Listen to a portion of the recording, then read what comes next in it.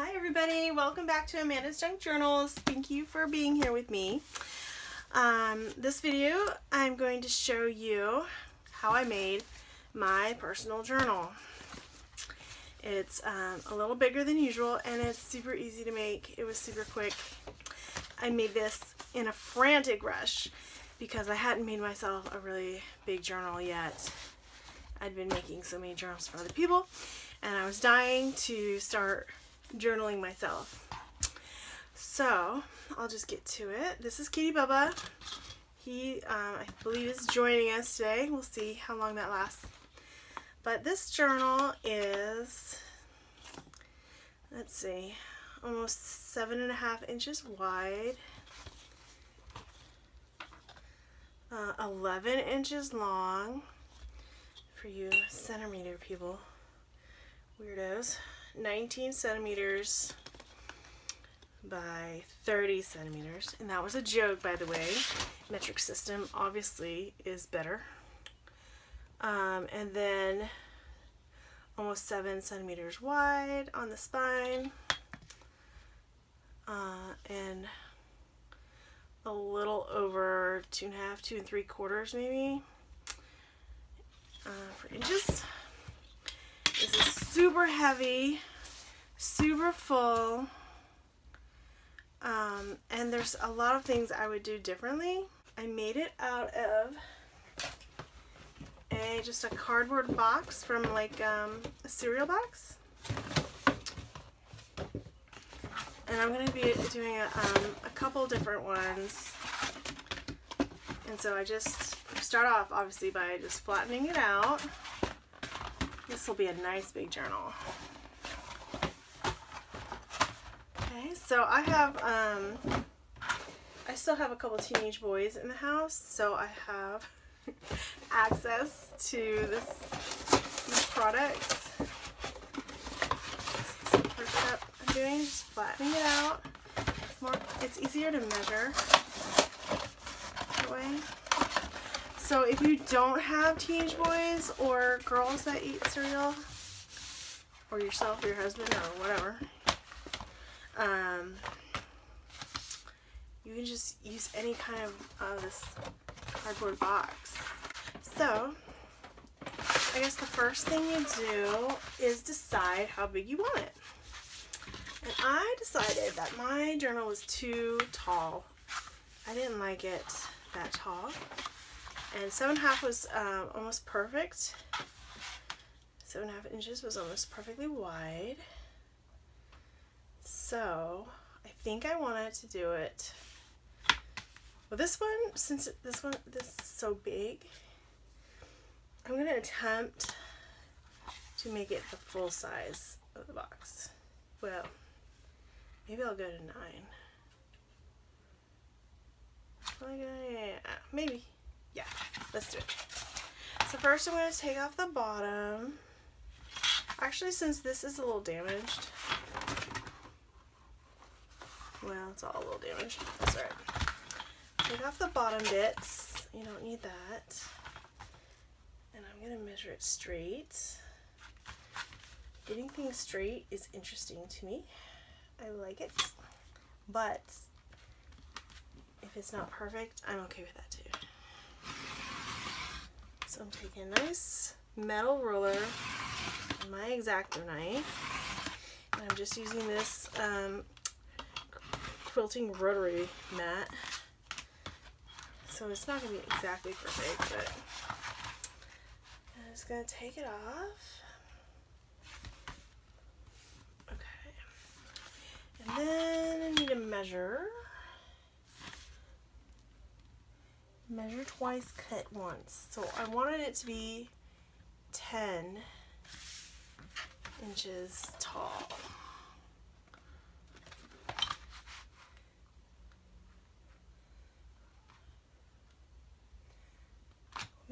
Maybe I can do it 11 because it's going to be a little wider. This one should be big because it's like the biggest box, and the others I'll do a little smaller. That's a cool idea. Okay, let's do it 11.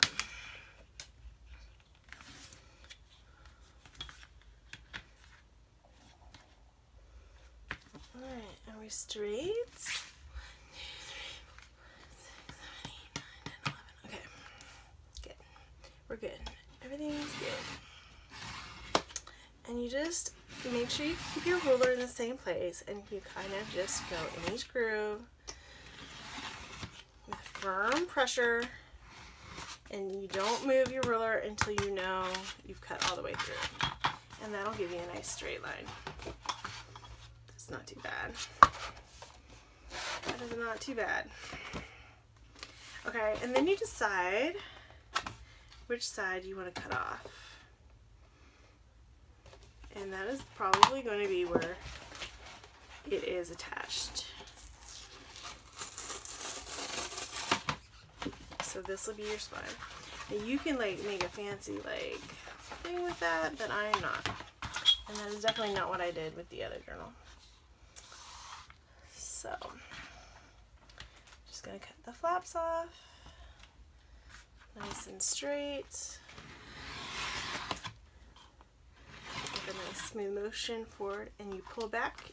It's a great technique if you're interested in that.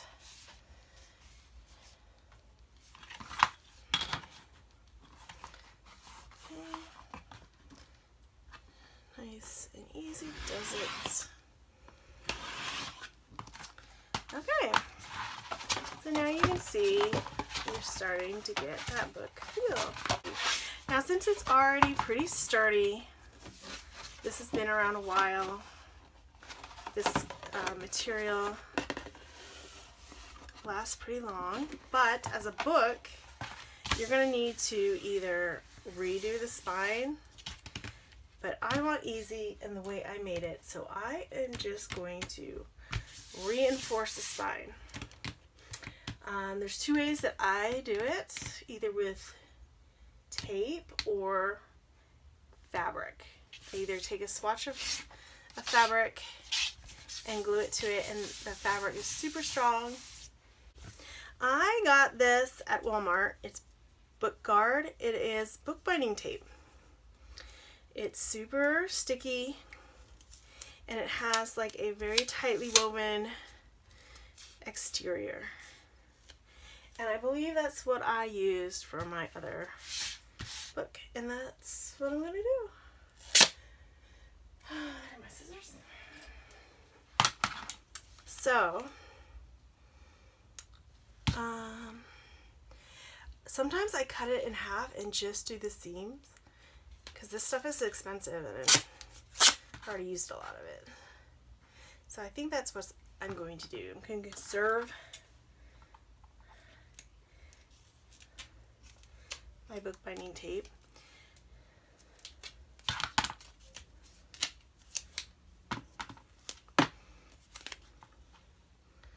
It's a pretty good fit. And so I'm just doing like the hinge part, because that is under the most stress in a book. Just gently rip. So I think that's all I need.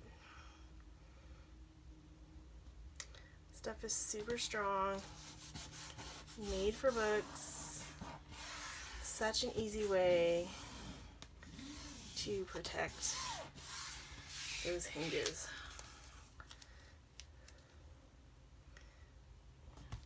Okay. Well, didn't that work out well, guys?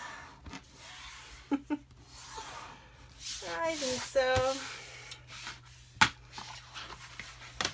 Okay. Now the other thing the reason I'm not doing any more of that, because I am going to cover the whole cover. On my journal, I did, it was like just packing paper. I was going for a really crafty brown bag kind of look. But I was thinking on these, I would maybe cover it with fabric. I don't know. We'll see. Let me do the other covers.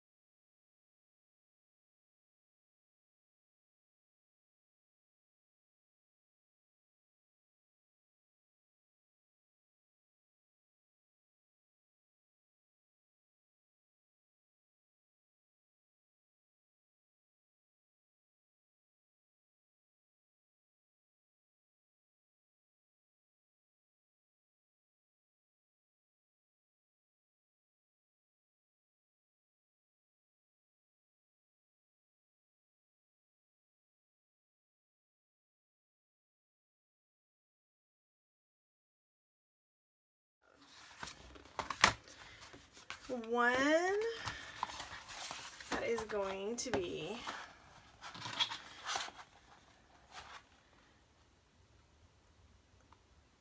seven and almost 3/4 by 10 by 2 1/4 inches. Will be my smallest one. And then I have 2 Junk Journals covers that are going to be